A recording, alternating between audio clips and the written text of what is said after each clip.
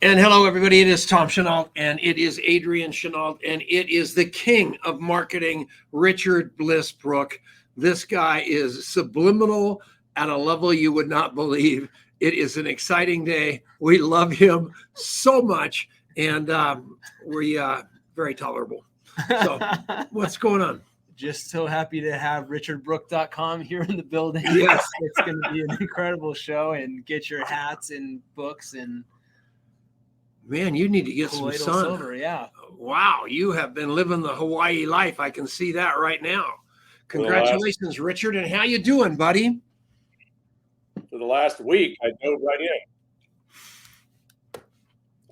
in. There you go. So what are we doing, buddy? You're fine. Okay, we're live and going. Yeah. All right, so we're going to have a great show for you today. We're going to kind of go unplugged with Richard Brooke. We're going to talk about integrity. We're going to talk about ethics. We're going to talk about this profession.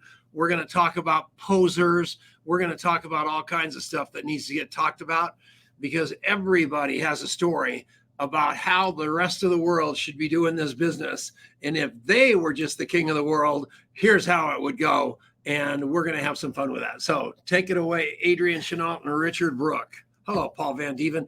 By the way, Paul Van Dieven has been sober 10 years tomorrow night, which is an epic accomplishment. I'm going to be at his meeting. It's going to be unbelievable.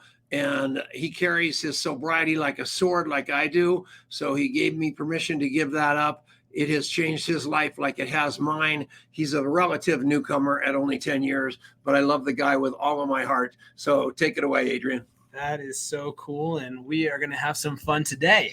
We just had Richard here in town, which was a lot of fun. And I feel like that gave us a whole bunch of fodder to just talk about what's going on in the world and what's going on in the network marketing profession and how things are changing. Because I think there's a lot changing right now, and maybe also a lot that stays the same in spite of what everybody out there might be saying. And so let's maybe start there, Richard. Is this a situation where the entire world has changed because of XYZ technology or the FTC or whatever's going on? Or is this really just the cyclical things that come up all the time in any business, and the things that were once true in network marketing will remain true in the future? Well, let me preface this by saying I've been wrong more than I've been right, but I'm rarely in doubt. Yeah, that's a good call. So my sense about what's going on in network marketing is that we're just in, I think one of the advantages that I have, and Tom, you certainly have, is I've been doing this full time for 45 years. So like a big change to network marketing that, oh no, what are we going to do? How are we going to survive? Is when everybody started putting the message on cassette tapes and sending cassette tapes out. And before that, we're like, oh my gosh, how are we going to compete? Somebody figured out how to send faxes to everybody's fax machine in the world. And, that's going to change the whole game. So, about every 10 years, something comes along and changes the game. Social media absolutely changed the game. I think what's going to change the game right now is artificial intelligence. And I think it's going to change the game in many cases for the good. It's going to make things a lot easier. I mean, people that we used to be in awe of because they wrote a book or they wrote 10 books, now we're not even going to raise an eyebrow at them, because you could write 10 books in 10 days with ChatGPT and nobody's going to care, right? So there's going to be a lot of great marketing things that happen that escalate our business, but at the same time, trust is going to take a big hit, because we're going to learn not to trust what we read and what we see, because we don't know if it's a real person that is telling that story, giving us that recommendation, or teaching us something, or it's just totally contrived. So I think, like all cycles, there's going to be waves of success that come from them, And there's also going to be when the tide pulls back to get ready for the next wave, and people are going to get wiped out as the tide pulls back. But generally, Adrian, what does network marketing offer? It offers the opportunity to build a customer community with legacy products in a legacy company, build it once, get paid forever. And yeah, there's all kinds of variations of that. And what does build it once mean? It doesn't mean you can build it and then forget about it. And what do you mean get paid forever? Well, I mean, if you're an Amway, Herbalife, New Skin, Shackley, Forever Living, Melaleuca, distributor, you've been getting paid. Perhaps somebody's been getting paid for 30, 40, 50, 60 years. Nothing's stopping those companies. You pick the right company and the right product, and you build it. Could get paid forever. Could. And there isn't any model on the planet, not influencer, not single level, not affiliate, not e-commerce, not social sell, whatever all that stuff is. And everybody, tries to put a spin on it to make it cool. Nothing compares to build it once, get paid forever. Nothing. Yeah. And no other model offers it. And so this is one of the things that I've often wondered about, because I know, you're a big proponent of, obviously for good reason, companies that have stood the test of time. And there's a ton of, big hype cycle, shiny new object, whatever in network marketing, and the stats of those companies, just like the stats of a startup in any business, is that most are not going to make it. And so you're building on top of something that may or may not fly. But if you're thinking about, like, as the new person, right? Like, of course, if I've been in Shackley or one of these companies for 30 years, then obviously that worked out great.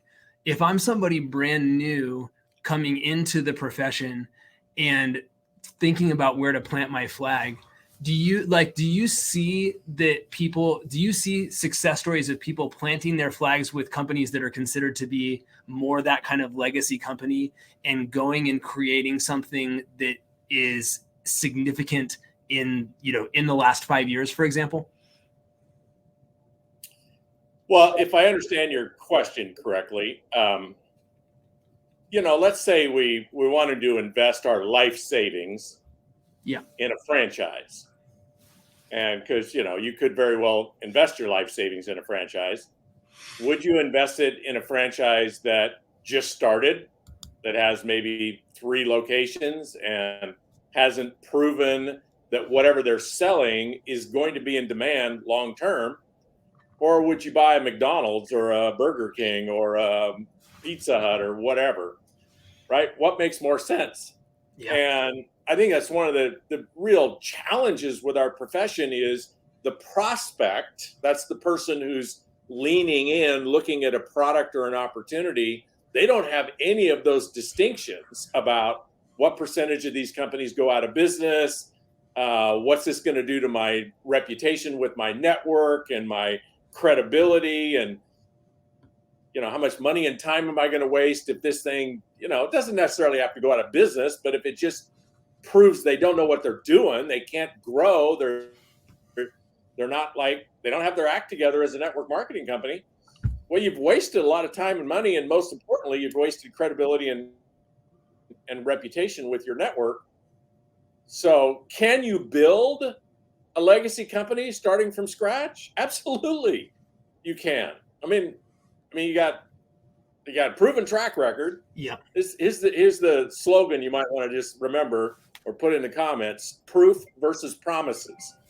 Every startup, wannabe network marketing company makes promises. We're going to be this, we're going to be that, we're going to change the profession. We've grown 500% in the last 2 years. Well, if you're doing 100,000 a month, it's not hard to grow 500%, right? All that kind of smoke and mirrors.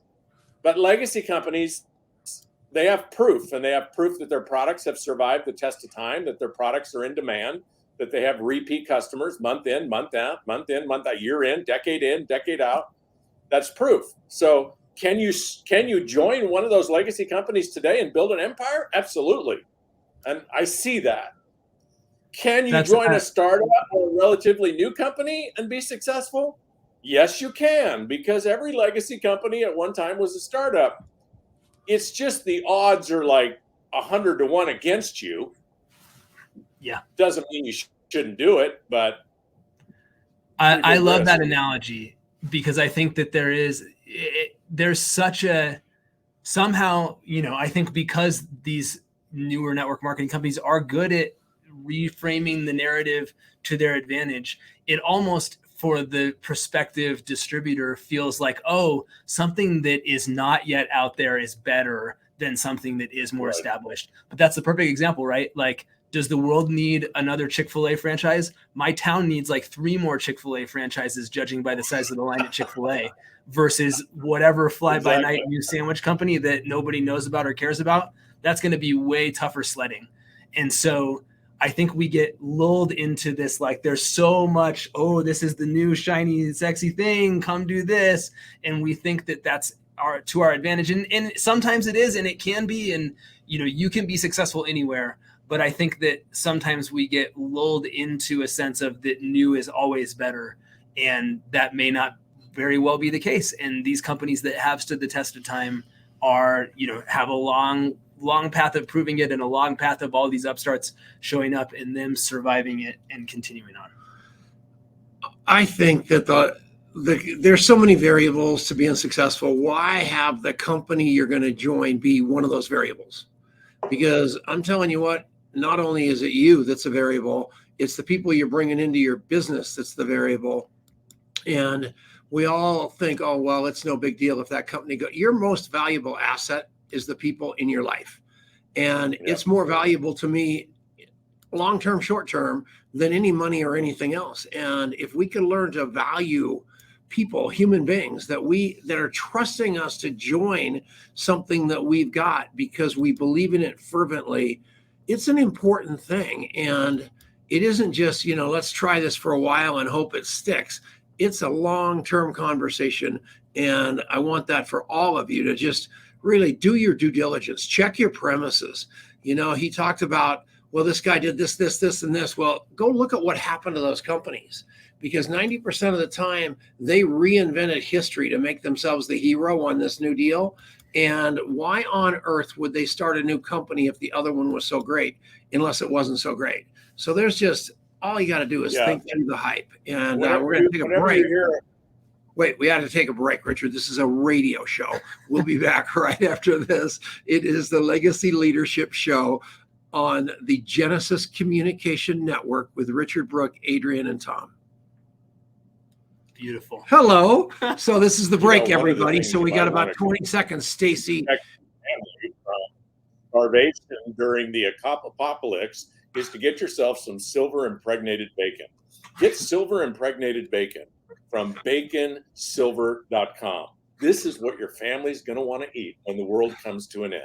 It's Richard loves the commercial on Genesis. Hold on, pause. And we're back. We're with the one and only Richard Bliss Brooke, the curmudgeon and the straight talker of the profession, actually. He is not afraid to lead with his chin. I love the guy with all of my heart. Have spent more time with him literally than anybody in the profession, talking about frivolous things and deep things. Big pickleball player, good friend of Michael Malone from the now in the finals Denver Nuggets, which I'm extremely happy about. And take it away, Adrian. Yeah, that's exciting. Nuggets go into the finals, man. It's go time. So that's pretty exciting. And all right. So we were talking before the break about this, looking at the actual track record and paying attention to, what are people representing versus what is the reality of the situation. And maybe that's another good question, just to think about, Richard, is like, how do you do your due diligence when you're looking at a company or at an opportunity? Like, if somebody is going out there and saying, I need to make a decision about where to throw my lot. Obviously, we've talked a little bit about just the tenure of that company as one thing, but what are the other things to look at? Well, you could go to the, let's see, what page? There's a page. In this book, there's a whole chapter on how to pick a company. But the problem Adrian, is 90% of the people or 95% of the people joining network marketing, they've never joined a company before. They don't take pause and say, oh, let me check this company out. They get kind of, if you were to ask somebody an hour before they first looked at a product or opportunity, hey, would you ever consider selling whatever in a thing like Amway? Everybody's going to say no. But an hour later, because somebody told them a story, because of a product, usually they're leaning in, right? And then all of a sudden they find themselves, oh, they're a customer, and then they love the product, and now, oh, well, maybe I'll figure out how to get it for free. So people just sort of fall in network marketing, and there isn't ever a pause organized in that process where they could go, well, maybe I should check out this company, right? If I'm going to start telling people about it, maybe I should ask how long they've been in business. Maybe I should ask who owns the company. That's the first question I ask. Who owns it? I want to know who owns it. And I'm going to drill down on who owns it, because whoever owns it is calling the shots, and it's their reputation, it's their finances, it's their vision. That's number one for me. Number two is the product. What is the product? What's the lead product? And I'm going to ask what the retention is. And, what does that mean? Well, that means if I put 10 people on these products, how long are those people likely to stay on the products? Because there is no get paid forever unless customers buy the product forever. Right. So I want to know that about a product. So if you know ownership, you know how long they've been in business. What does that say? Well, it says whether they've got survival instincts and capital and leadership. You know the retention rate of the product. If you like then the people that are introducing you to it, and you love the product, you got a good shot at being in the right company. But the challenge is the only people that are ever maybe even thinking about that are people that have had one go out from under them, so they're looking again, or they failed and they're looking again. And then even those people usually don't take pause, right? Even those people are desperate to find another company, and so they overlook the obvious. Who owns it? How long they've been in business? What's the retention of the product? And they make another mistake. And it's one of the challenges of our profession is the failure rate. And how I define that is people who say, oh, I want to make $1,000 a month, or $5,000 a month, or $700 a month. What percentage of people actually end up earning that a year or 2 or 3 years later? It's dismally small. And, we have to own that as a profession, and we have to pay attention to why is that? When it's really not that hard to be successful. The hardest part about being successful in network marketing is the mental game. It's our own story about the profession and the work that needs to be done, and whether the work is worth it. That's really, tell me when I got to stop, Tom, but that's really the equation that determines whether somebody's going to be successful in network marketing or not. Because the work is not hard. Here's the work. I want to sell this stuff. Monster Screenshot, right? So first I got to use Monster Screenshot. There we go. Using some Monster Screenshot. Do I fall in love with Monster Screenshot? Oh my God, this is the most amazing screen cleaner ever. I'm going to use it for the rest of my life. And that has nothing to do with getting paid. That's just my relationship with the product. I absolutely love the product that way. So if that's step one, can you do that? Can you fall in love with a product? And step two is, can you ask people to take a look at it? Can you ask people to hear your story? That's really all it takes to be successful, but can you do that consistently? Okay, hold it for a second. All right, we're going to take a break. As usual, it's a short break, 30 seconds, and then a long segment so we can wind him up. He just took a big drink. So we'll be back right after this on the Genesis Communication Network. Atta baby. All right. Say hi to your friends. I know. Hi, Karen, Tam, Elizabeth, the commenter extraordinaire, Doug, the tagger extraordinaire, Carl DeVere, we love you. Who else we got? So many good people here. Hi, Paul. We said hi to you. Hi, Kat. We love you and miss you. Ron Henley is the man. Jerry Cousins, we love you. He may be the nicest guy in the world. Stacy, good to have you here. And I'm going to give away 2 hats to whoever shares this the most. Cool. All right, here we go. We are back. It's Tom Chenault. It is the Legacy Leadership Radio Show with Richard Brooke, Tom Chenault, Adrian Chenault, and we're having some fun. We've got a thought leader of the profession who's not afraid to tell it like it is. And you are in a very, very difficult business if you're thinking about getting into network marketing. And just face that fact that it's hard work. It takes a long time. Most people don't make money. So go for it, because some people do, and it might as well be you. But instead of following people off a cliff, follow some people that have actually done it, watch their feet, do what they do, and you're going to be off to the races. And we happen to believe that Richard Bliss Brooke is one of those guys, and he is honest to a fault. And I emphasize that because I've seen him do some things that have cost himself a ton of money by just doing the next right thing. And I respect that immensely. So over to you. All right, cool. So we were talking about this idea that it conceptually is not hard, and yet there's this high rate of failure. There's a high rate of people not getting to the place that they said they wanted to get to. And so there's this gap that's there.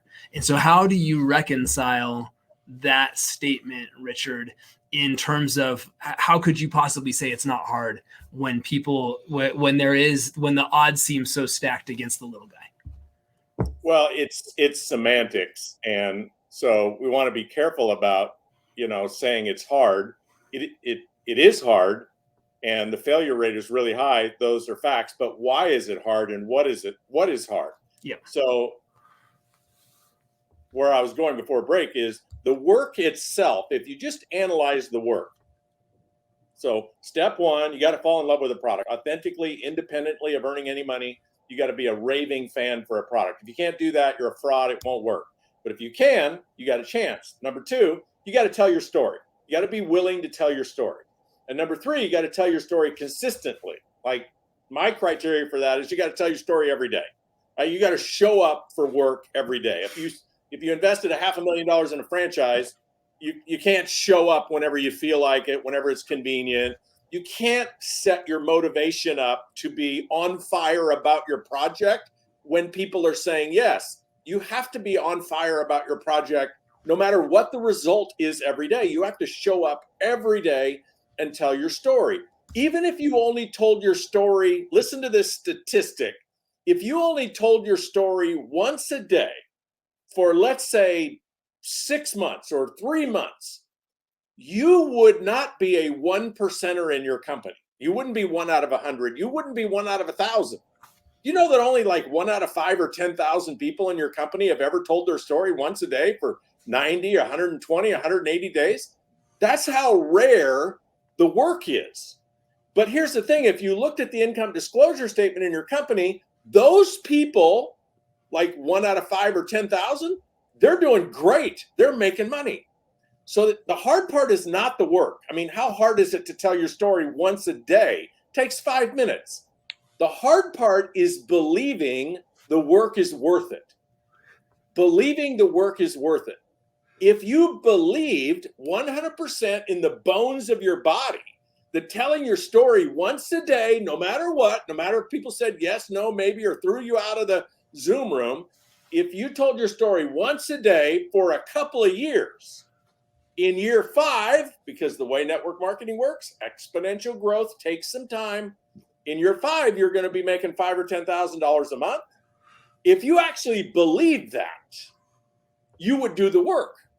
The challenge is believing it. And part of the art that's been lost in network marketing that I was given and Tom was given by our mentors is we were sat down and we were coached and mentored and trained and programmed and educated and inspired that this model works, that if you do the work, it pays off.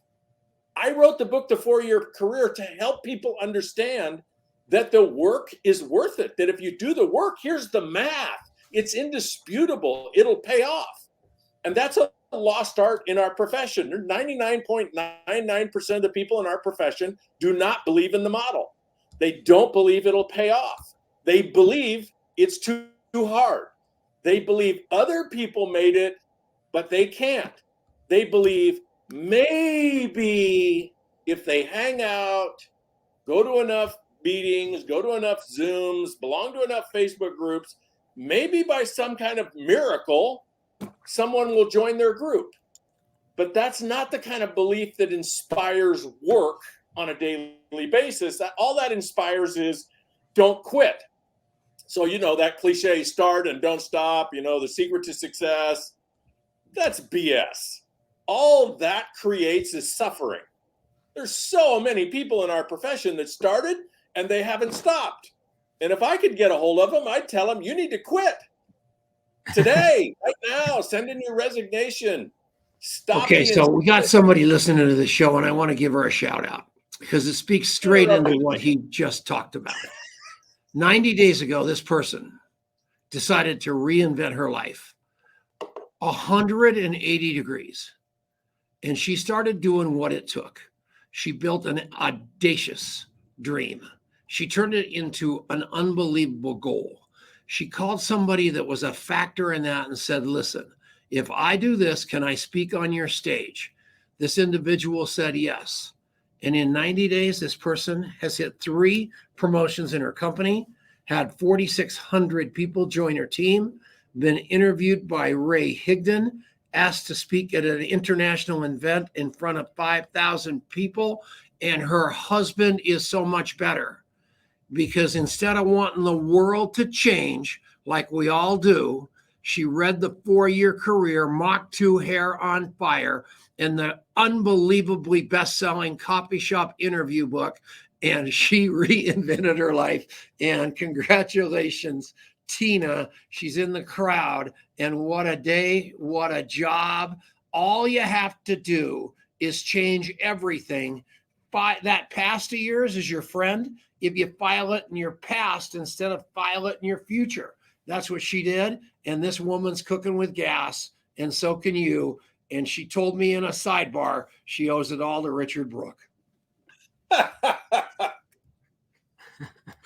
Unbelievable. I'll believe that if you tell me. All right. Thank you very much. Isn't that cool, though? Congratulations, Tina. Yeah, 90 days. Well, I think, Michelle Barnes and I were talking about this a couple weeks ago when you put us all together, Tom, in Denver, that, some of us just had the gift of being coached and trained and mentored and we just believe it. And it's not just belief without evidence. Like, if somebody asked me, well, okay, I get you believe it, but can you show me how it could actually happen? Can you show me some substance, some math, some science, some endorsement, some track record of how it actually works? And, people that own the model, we can show people how it works all day long because we not only believe it, but we know how it works. And so many people in our profession are wandering around using hope as a strategy and, hanging out as a strategy, and they're really just suffering. And I say, hey, stop the suffering. There's basically 3 doors you and I can choose every day in life and business. One of them, behind door number 1, keep suffering. What does that look like? Keep wanting something and talking about something that you're not willing to do the work to get. That's suffering. And not only does it make you suffer, but everybody around you has to suffer because you stink the place up. So door number 1, keep suffering. Anybody want to keep suffering? Most people go, no, I don't want to keep suffering. Okay, what's behind door number 2? Quit. What? Yeah, quit. It's okay. Almost everybody eventually does anyway, right? Just speed up the process. Quit. Stop the insanity. You're not willing to do the work. It's okay. It doesn't make you a bad person. Almost everybody in the world that's mega successful is not in network marketing. Right? You can be successful doing all kinds of things. Quit. What's behind door number 3? Stop the whining. Stop the hoping. Do the work every day. And if you're not willing to do the work, then quit. That'll clean up our profession. everybody wants me to coach their team because the first thing I suggest when I sit down with them is you really should quit. It's just a great sales pitch. Excuse Tom, you don't know what to do next. You can chat, you're not sure. Now what? I gave you a pause. You're supposed to jump in. I don't give that many pauses. We didn't know what that was. We thought you had a stroke. Jordan Adler has some advice for you. We love him. Glad you're here, Jordan. And that is the nature of the beast, is that there's many reasons to stick around in network marketing, and it isn't you. It's about being comfortable or being clear about what it is that you're after.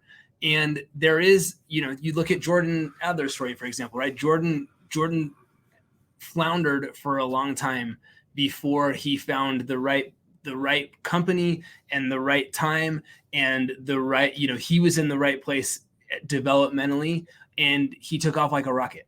Right. And so in what you're saying is there's no make wrong of anybody in no matter where they are and no matter what door that they're going to choose. But it is about getting clear about who you are and what you really want and how to go after that and what work it's going to take to allow yourself to get there. And that's an important thing. And there's a lot of suffering that, as you talked about, that shows up in that space. So Richard, where do people, because we got a bunch of people listening on the radio in addition to those watching here. So how can people, where would you send people if they want to go plug in and, get the good kick in the rear from Richard about how to get themselves into growth mode in their business? Where can people go and find you?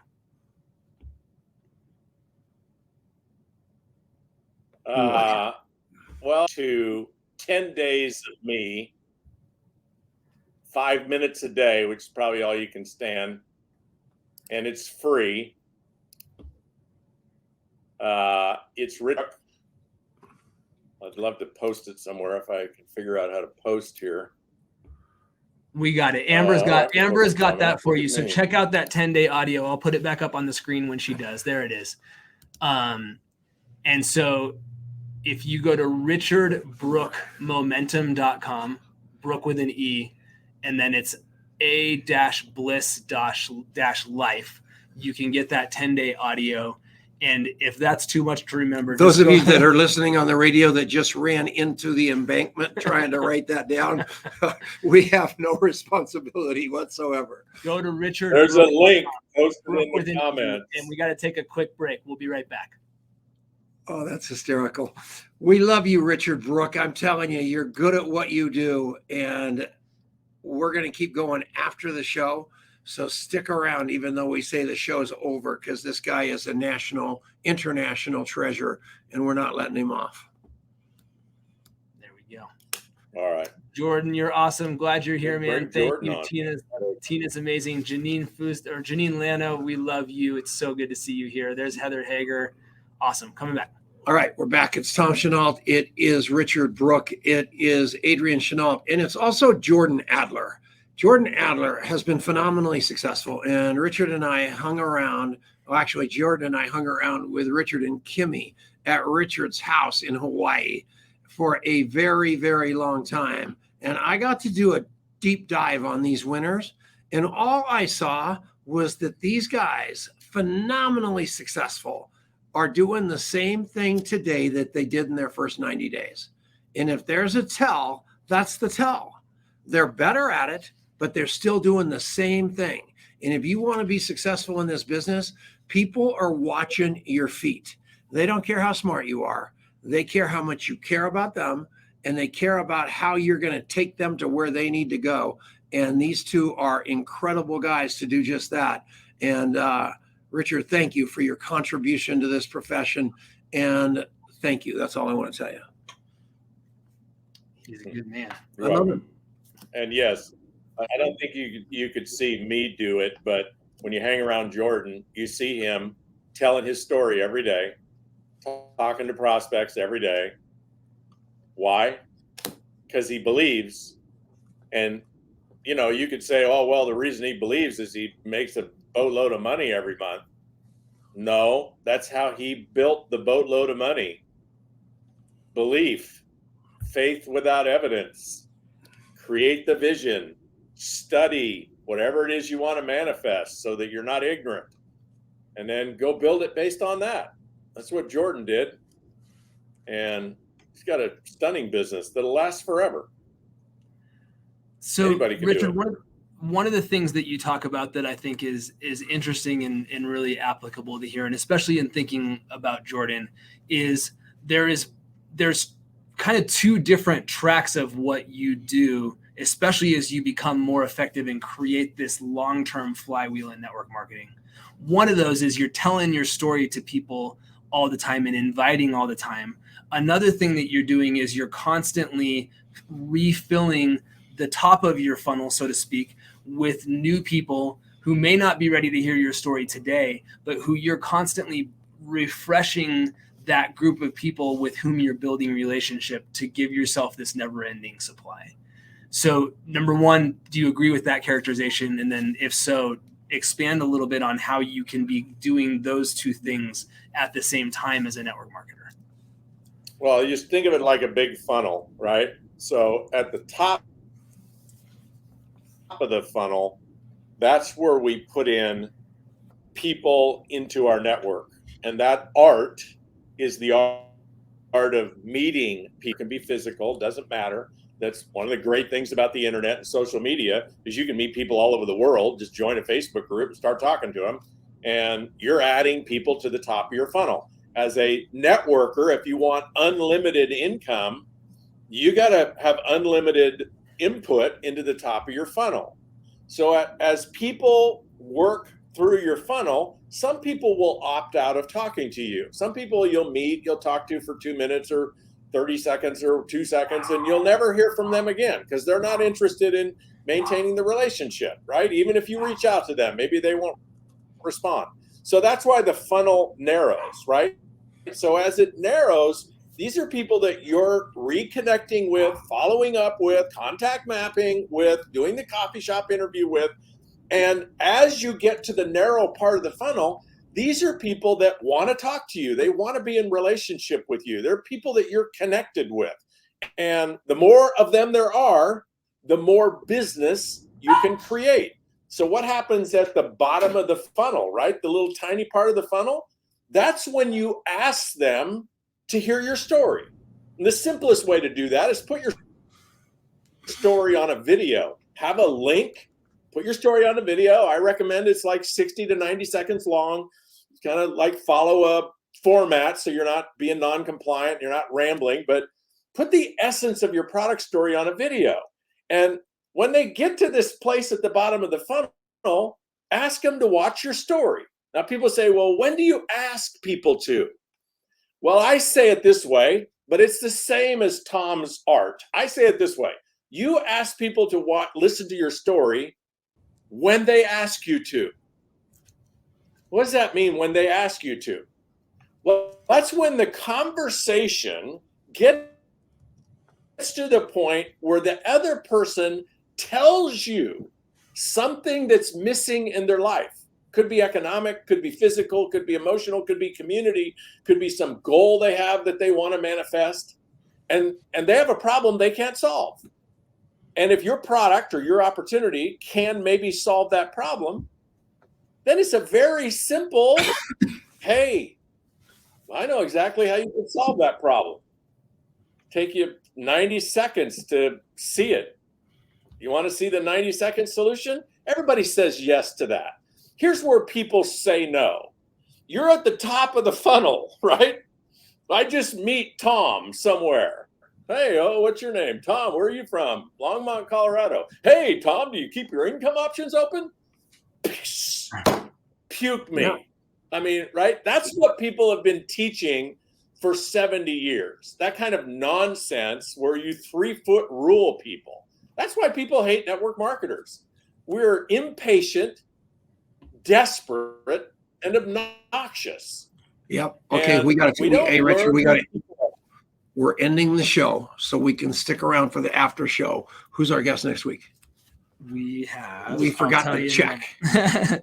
moment. So really quick though, before we do that, huge news coming from Contact Mapping on Thursday, and you want to hear it, and you need to go to contactmapping.com/news to find out the big news coming. Simon Chan's up next week. He's going to be awesome, and we're going to have a great time. I love Simon. So do we. We're coming back secret news. Next week. See you next week. All right, we're still here. We're still standing. Man, baby. now we're getting down to brass tacks. So there's things called Now I evergreen. can talk. Now you can pull out the stops, because we can talk about what, the shows on, if it's on the radio, it's lasting forever. So we couldn't be specific to time. Now we're in that little slot where we can talk about what's really going on out there and all these crazy deals. So here's the deal. Brooke was a chicken farmer. Tom Chenault barely got out of high school, just not very smart at all, trying like hell just to hustle and make a living. And here, both of us have made some money. Jordan Adler's made some money. And I think he was a flight attendant or something. Whatever the heck it was, it was. So all of a sudden, here we are with this. He wasn't even a flight attendant. Whatever he was, helicopter pilot, and that didn't work out. But the point I'm making to you. So now we're standing here, and we have all this money, and we're giving people advice on crypto, on nodes, on everything. Now I see these people that were just run down, broken down alcoholics like me, giving advice on artificial intelligence, like they went to MIT or something. And I'm just begging you guys to do this. Just do your due diligence. Just, you check me out, and I promise you look like a flight. Well, you're just such a cute man. It just went to my brain that you were a flight attendant, Jordan. But the point I make is this. Do your due diligence and get some people. And if you want to learn AI, get with an AI expert, not some dropout derelict like me with a big paycheck. And I'm spouting about how smart I am. And I'm not. I just got lucky, and I work hard. There's no brains here. That's what you got to remember, because these people are leading you off cliffs, and you are going to thank me for listening to this. Right, Richard? No. Yes, maybe. I have no idea who's qualified to talk about AI. It's certainly not me. I find it fascinating, but all I can talk about is history and cycles, and I think AI is going to change everything for the good and for the bad. And so we need to be tuned up to it. And I think crypto is going to change everything for the good and the bad. Yeah. We need to be tuned up on it. But neither of those really have anything to do with network marketing. Certainly, crypto is not a network marketing product.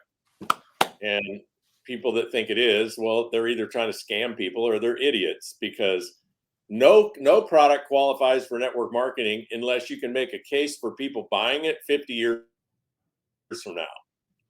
So whatever you're selling, you just fast forward 50 years from now and make a case for why people are going to be buying your product 50 years from now.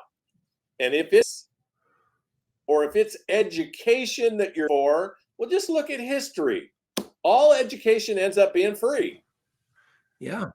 The expensive education costs money for the first 3, 4, 5, 6, 7 years it exists, and then it's free. And AI is going to make all education free like that. Yeah. It's just going to collapse it. The only products that have withstood the test of time in network marketing are magic elixirs that were cooked up in a secret laboratory or discovered while the founder of the company fell on their face in the Amazon jungle and was rescued by a tribe, and the tribe introduced him to the secret formula. Those are the only products that have withstood the test of time. Formulas that somebody built a story around and legitimized the story, and the product actually works. Those are the only products that withstand the test of time. So if you're selling some service or some education or some gimmick because it sells itself or it's all full of sizzle, you're an idiot. And you're going to have egg on your face in 6 months to a year. And if somebody says, come over in this corner and whispers the story to you, that's probably a tell. So, they don't do it. I had a guy last week. I put it in the Telegram group, man. The guy promised me 30% a month and a referral fee. And my God, no, it can't happen. I promise you, it just can't happen. No matter how smart you think the guy that you met at the coffee shop is and what he told you his track record is, it's just not true. So whatever you do, you guys, think about the lives. And if you want to go waste your own money, go waste your own money. I'm all for that, man. You're 21. That's fine. But when you're taking other people with you, if they make money, they say, I made money. If they lost money, you're a criminal and they're going to blame you. So whatever you do, just don't get in that pond. I've never had anybody pull me over to the corner and say, hey, you got to try this vitamin. No, they don't do that. They talk loud about it. So that's pretty cool. So, oh my goodness. Richard, you obviously have issues. I do have issues. And that's a good thing. Yeah. If you believe me, you're nuts. All right, get us out of here. Nobody's trying to recruit me into those Ponzi schemes, so I don't have any issues with them. That's what I like you. All right. Anybody got anything they want to ask Richard before we get the heck out of here? Or can we let him go back to his sunbathing? Yeah, everybody's got an issue with how much sun I got. I've only been home for a week and the sun shines here. So yeah, you look good. No, you really, really look healthy, but maybe that choice of shirt was a little bit, you wear them a tomato shirt. It just kind of like, it goes tomato. And so you look like a Bloody Mary. So that's the trouble. So just stick a straw on your head and we're going to be fine. So anybody else got anything they want to know? All right. The RV has been sold. That was one heck of a brilliant investment. He knows a lot about RVs. So somebody put in the comment, how's the RV treating you? So yeah, he was an RV expert. So it's all good, you guys. Sold, Michael. I will not be going to ANMP, Christina. I've been away from home for 8 months. And I finally got home last week, and I'm not going anywhere until I have to in the middle of July. There you go. You earned it, my friend. No travel for me. And I'm only going to the ANMP on Thursday. So if you're going there, find me Thursday for sure. Adrian, Elizabeth, get in here. Adrian, Elizabeth, and Don Morris are going. I'll give her a chair. We're almost out of here, but the number one, Richard Brooke Mooney on the planet, Elizabeth Larson is here. And yeah, she's here. What do you think about him? Richard, he's amazing. That makes me happy. I love Richard. I mean, I've learned a lot from him, and I can't speak enough about him. His classes, Momentum Masterclass, all of them are just incredible. She is. She's a rock star. She was down on her luck when we met her, man, and she believed in Richard Brooke. She's just like Tina. She attributes him all of her success and just everybody on the planet. I've never seen anything like it, including me. Everybody. Wait till you see her new assertive enrollment process. He's going to strap on you and Adrian. We can't wait. All right, baby. We love you, Richard Brooke. Everybody have a great day. Love you, Richard. Simon Chan next week, but don't forget. Thank you for the opportunity to express myself. What do you say? I said, thank you for the opportunity to express myself. You're the greatest, man. We love you. Thank you. You're amazing, Richard. Dundee, Shaw, Crisp. Woo! All right. Bye, everybody. Love you, Richard. Thank Thank you. you, Elizabeth.